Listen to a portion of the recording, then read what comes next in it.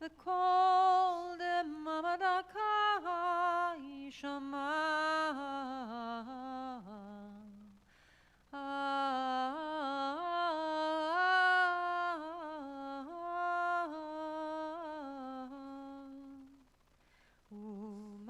ומלאכים יחפזון וחיל רדו יחזון ויאמרו הנה יום הדין לבכות על צוות מרום בדין כי לא יזכו בינך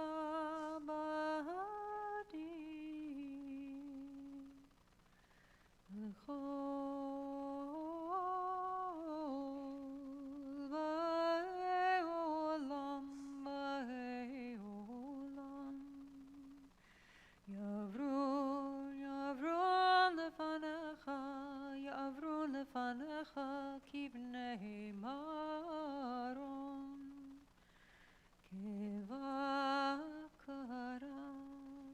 רועד רום אוויר צונו תחת שבטו כן תעביר ותספור ותמנה ותפקוד נפש נפש כל חי ותחתו קצבה לכל בריאה ותכתוב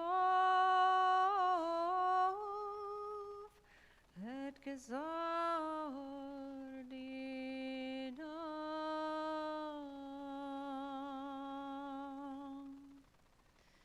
Marty, Ehrlich, we're going to invite you up. We're on page 212. That's me. On Rosh Hashanah, this is written. On the fast of Yom Kippur, this is sealed. How many will pass away from this world? How many will be born into it? Who will live and who will die? Who will reach the ripeness of age? Who will be taken before their time? Who by fire and who by water? Who by war and who by beast? Who by famine and who by drought? Who by earthquake and who by plague? Who by strangling and who by stoning? Who will rest and who will wander? Who will be tranquil and who will be troubled? Who will be calm and who tormented? Who will live in poverty and who in prosperity? Who will be humbled and who exalted?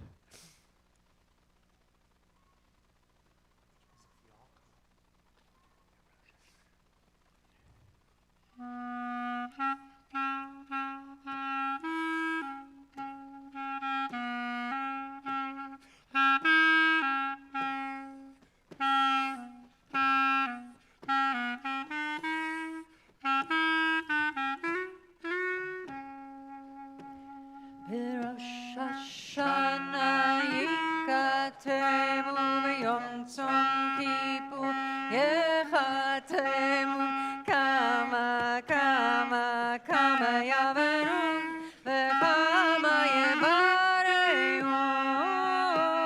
בראש השנה ייכתבו ביום צום כיפור ייכתבו כמה כמה כמה יעברו וכמה יבראון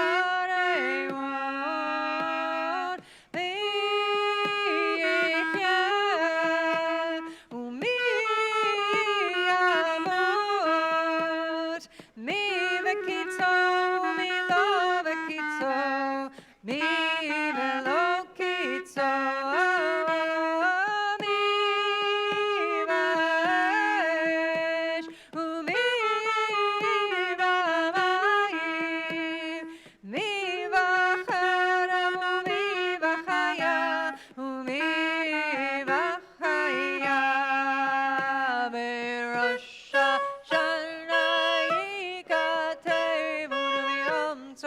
Keep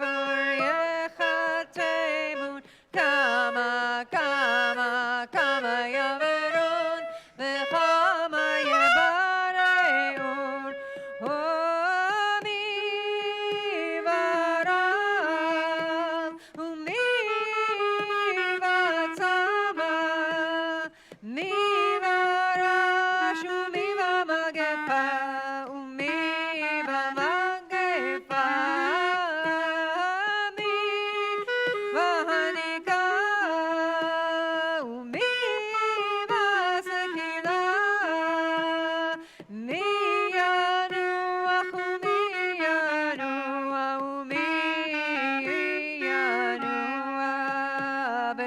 Rosh Hashanah ikatemu b'yom tzom Kippur echatemu kama kama kama yavarun v'kama yevareun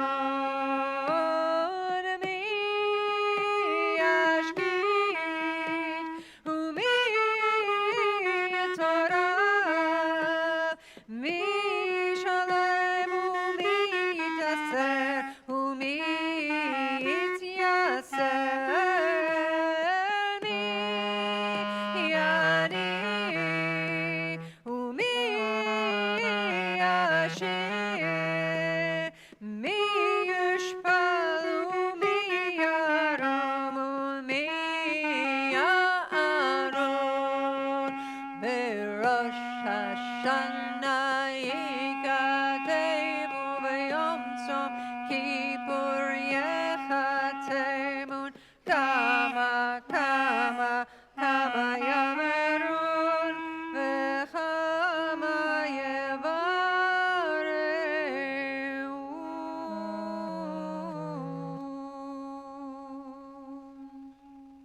But through return to the right path, through prayer and righteous giving, we can transcend the harshness of the decree.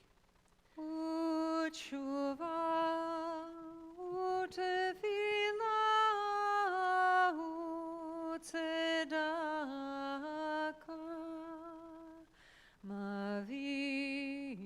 mavirin et ra hagezerah.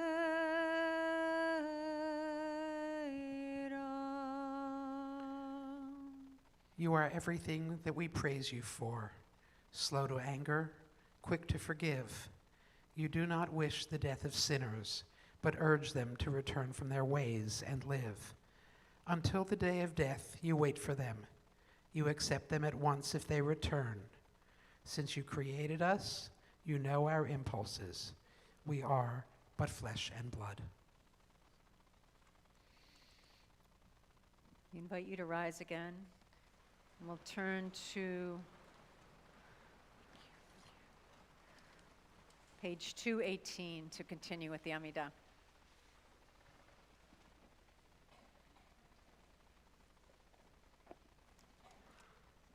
You can stay. Ikadesh et shimcha ba'olam כשם שמקדישים אותו בשממרו ככתוב על יד נביאך וקרא זה ואמר קדוש קדוש קדוש אדוני צבאות מלוא כל הארץ כבודו אדיר אדירנו אדוני אדוננו מאדיר שמך בכל הארץ ברוך כבוד אדוני ממקומו אחד הוא אלוהינו הוא אבינו הוא מלכנו הוא מושיענו והוא ישמיענו ורחמיו לעיני כל חי אני אדוני אלוהיך ימלוך אדוני לעולם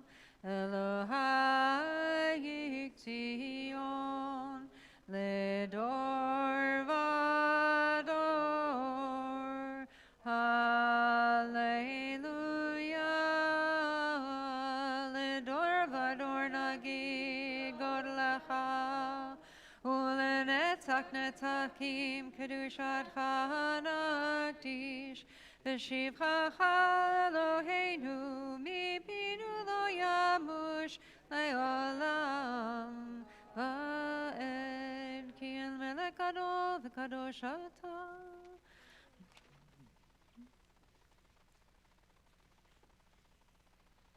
וכן תן פחדך אדוני אלוהינו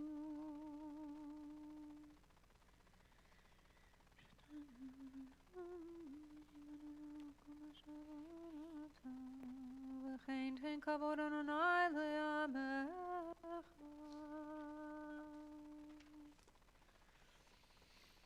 וכן צדיקים יראו וישמחו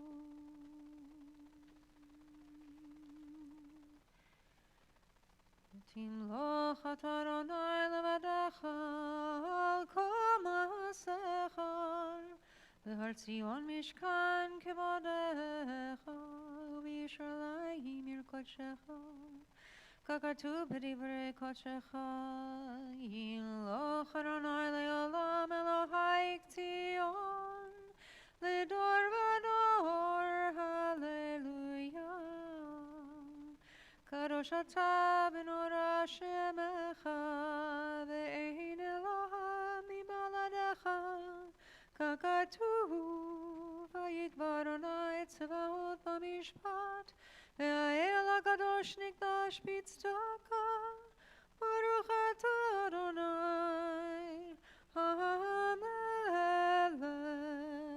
הקדוש.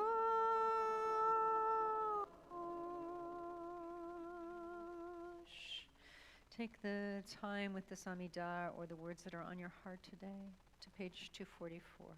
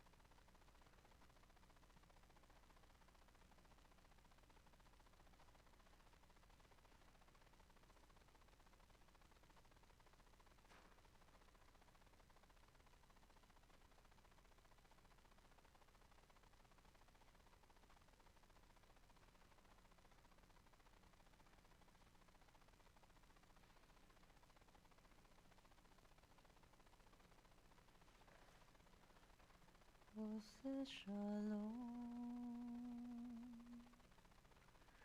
Mimroma Hu Yaseh Shalom Aleinu Ve'al Kol Yisrael Ve'inu Amen Ve'al Kol Yoshvei Teva Ve'imenu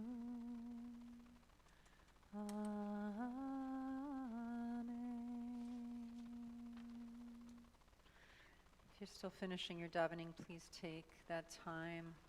We are pleased to invite up Noah Gordon, Jackie Mosteller, and Trisha Arland, who are part of the IPTF, the Israel-Palestine Task Force at Kolot.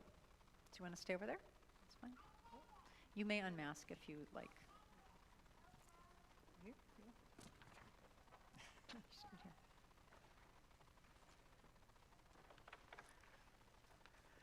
I'm Trisha Arlen. I am Noah Gordon. I'm Jackie Mosteller.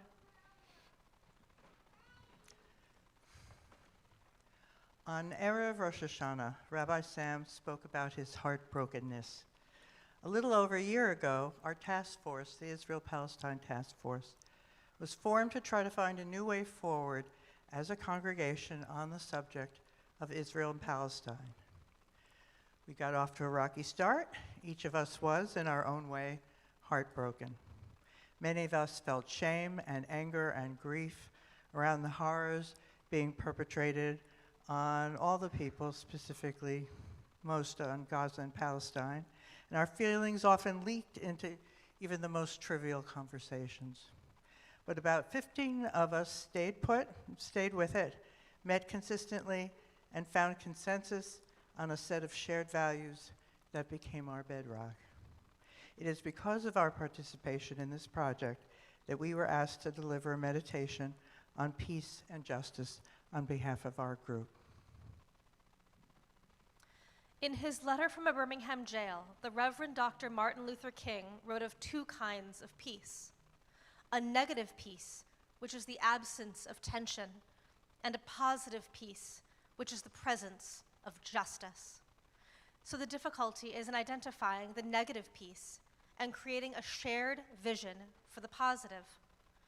This is part of the work we are trying to do on the Israel-Palestine Task Force. Over the past year, we have engaged in a consensus-based dialogue in an attempt to come to some shared understanding of the world we live in and the peace that we hope to achieve. This is difficult work for people as heartbroken as we are.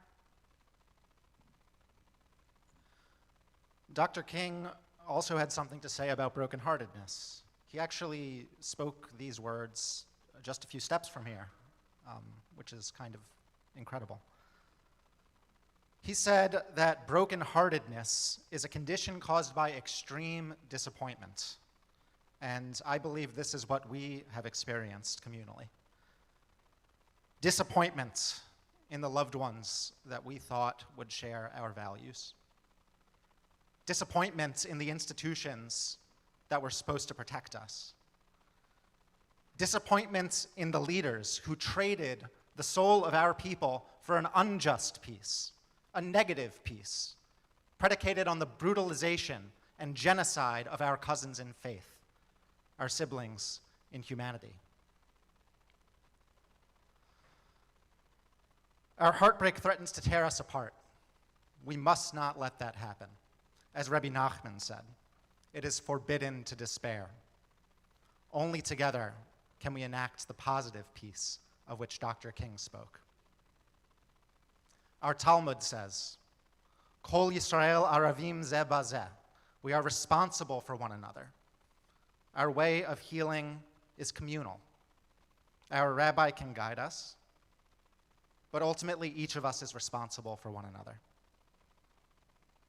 It starts with recognizing what we have in common, our heartbreak, and then seeing that this shared feeling stems from shared values. Jewish values, such as the belief that every person is born B'Tselem Elohim, in the image of the divine. such as pikuach nefesh, the imperative to protect every life, regardless of race, creed, or religion.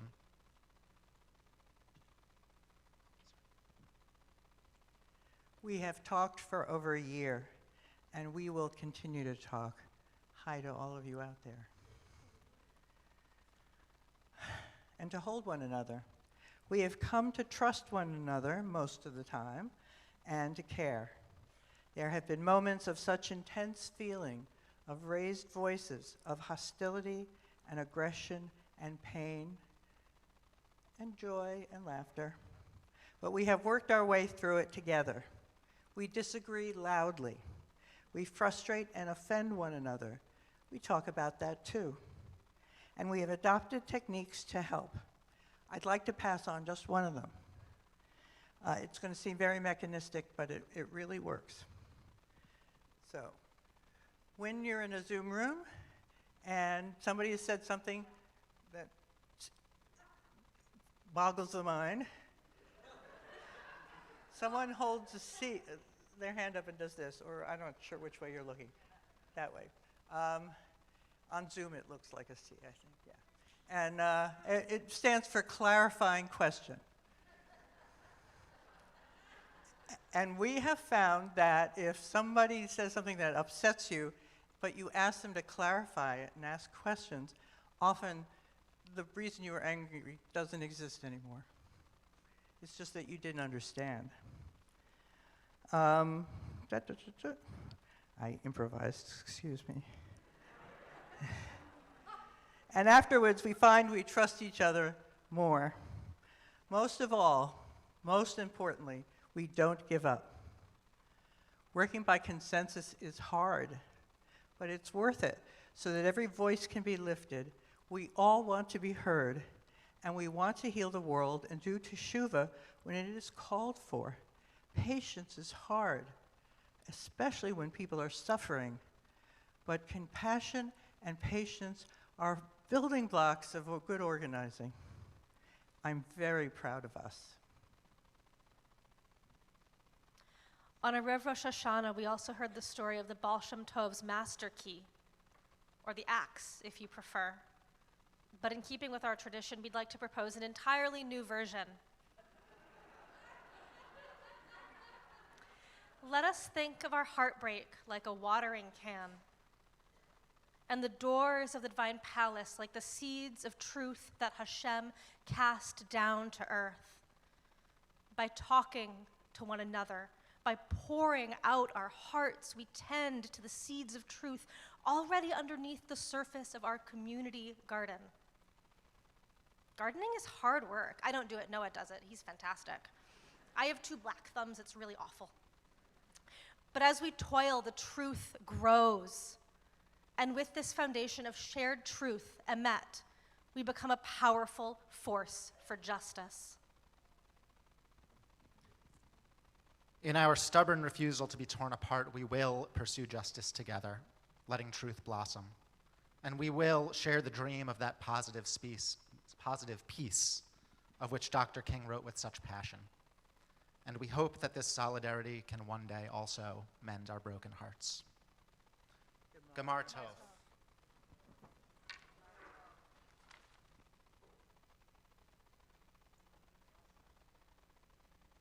Thank you, thank you.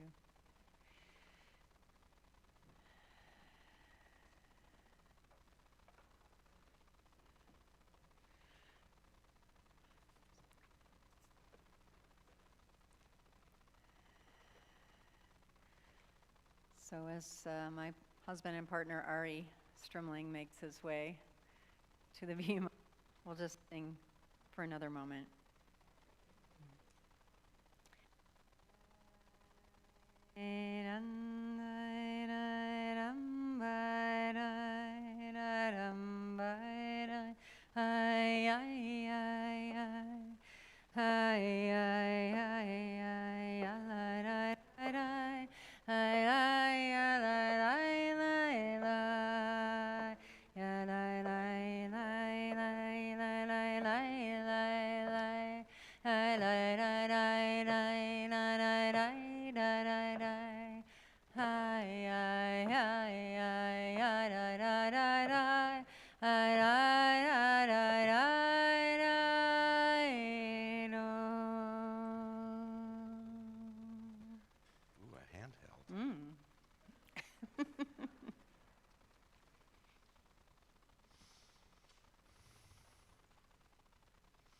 Martov.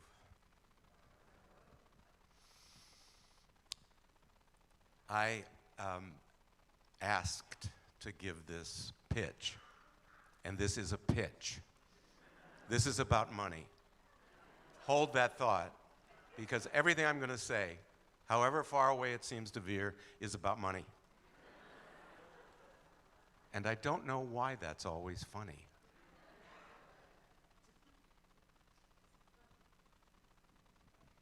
At Kolot, at any rate.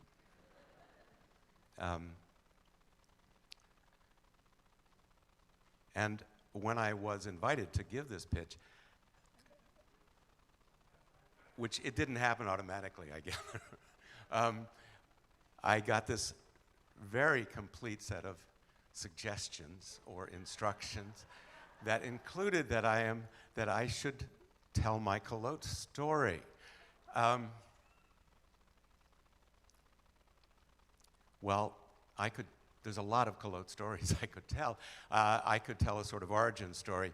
Like, today is Cantor Lisa and my anniversary. On Yom Kippur, thank you. And I tell you this because it's lovely to have all these good wishes, but also because that's how un-Jewish we were when we got married.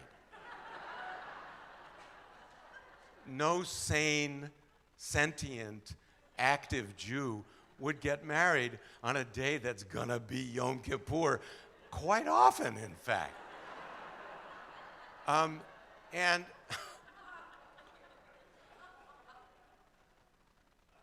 but that's another story. I could tell about discovering Torah study and this opportunity to talk and argue and wrestle and be ridiculous with other people who are really smart and really bring a lot of ideas and experience into the room, and with legions and legions and tens of thousands of people going back millennia, all in this same conversation. They're all our colleagues in the room. That was a real learning for me. But that's another story. I could tell a lot of stories, but today, in this time, in this moment in history, my Kolot story begins 70 years ago, like 35, 40 years before there was even an idea of Kolot. And I'm in the 9th grade in Newton, Massachusetts, which at that time was probably a kind of ancestral analog of Park Slope. It was upper middle class, it was professional, it was very Jewish, but not holy at all, and in both senses, I think. And it was progressive and smug, and the schools were super good. And I was in 9th grade, and we had lived there for 3.5 years, and I was doing okay. I was on teams, and so that gave me some sort of, like halfway friends or something, and I knew people, and people knew me, and I had a few friends, and I was doing okay.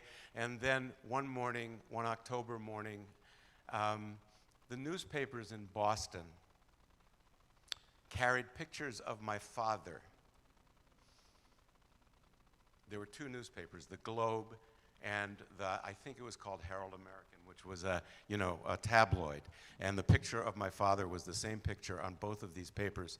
And the headline in the Globe was something like Harvard scientist accused of espionage.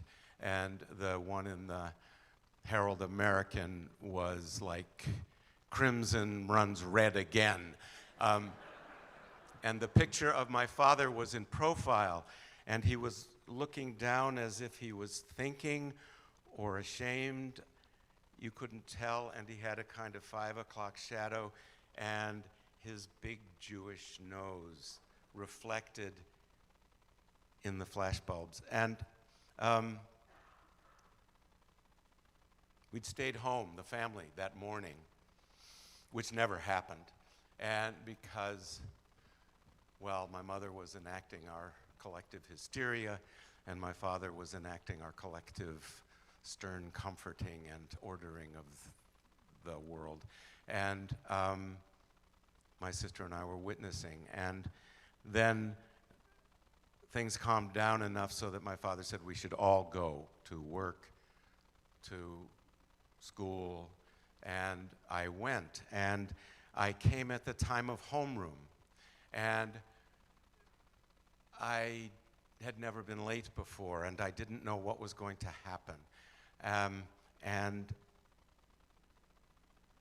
they'd said that this was, my parents had said, it's all stupid, these people are stupid, it's all lies. So I thought that's the way everybody would think. And I opened the door, and there were 30 sets of eyes, 60 eyes, looking at me, which I hadn't expected. And I suddenly became this other. I knew it in that instant. I knew my life had changed in some way that I had no idea how it had happened exactly, that I knew I had no part in, but I was now other. And there are many things I have learned over my life from that. One was that there's a real advantage to being other, that being in the exile gives you a vision of what's going on around you and what people are and who people are that you can't get any other way. But in that moment, I was not feeling that.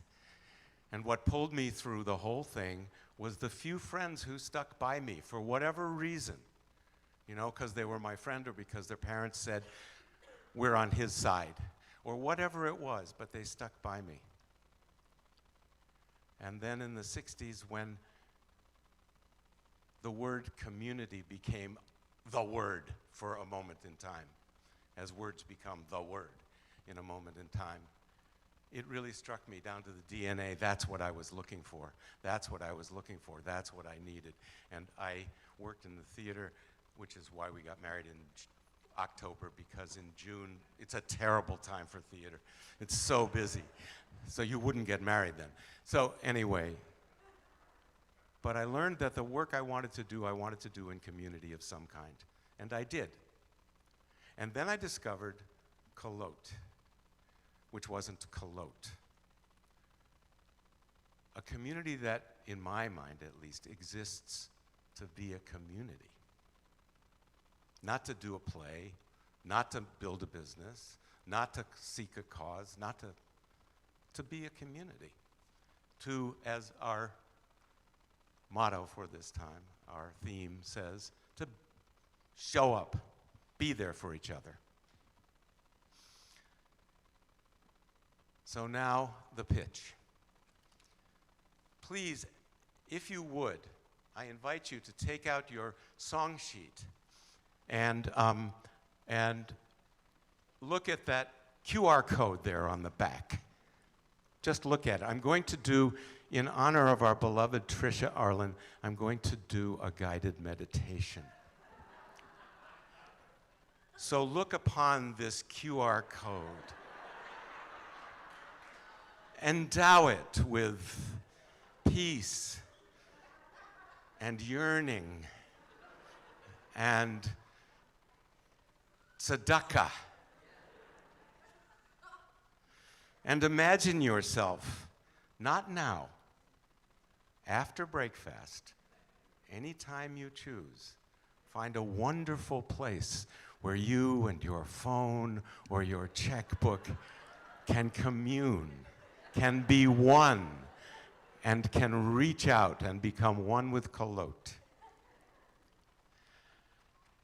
We ask each of you to give. We ask that members, I believe, give $180, and that if you are not yet a member, please give $360. Kolot is all the things that all these wonderful people, our clergy, Cindy, our other pitchers, Tricia and Noah, and blank on the name, I'm old, forgive me, sorry, have given us, and Ariel. This is Kolot. This is all hands are needed. These flowers, which Kolot used to buy, now because we haven't got the money, somebody just found the means to do it. All hands are needed. How are your hands needed? Well, one way your hands are needed is to honor this QR code with all the love and tzedakah and mitzvah that you have endowed it with. Gemar Tov.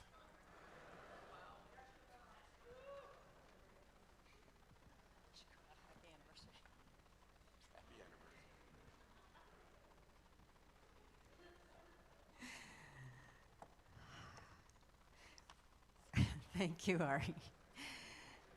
We want to make sure that Tabitha St. Bernard Jacobs and Adam Jacobs, or Darshanim, are nearby and going to come up in a moment. MJ Kaufman, Rachel Klepper, Zachary Wager Scholl, our laners, Ellie Chuang Cohn, Senya Rodriguez, Avian Goldberg Elam, our Haftorah Blessing B'nai Mitzvah kids from last year, and BC Craig, who is going to be offering us some words in reflection for Haftorah. Come on up. And we are inviting our kick-ass Hakafa band, Roy Nathanson.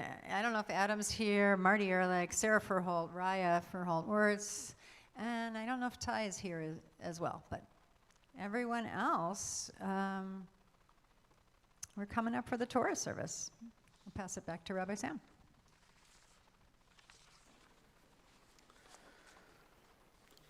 First, thank you to Artie Strumling for an inimitable pitch.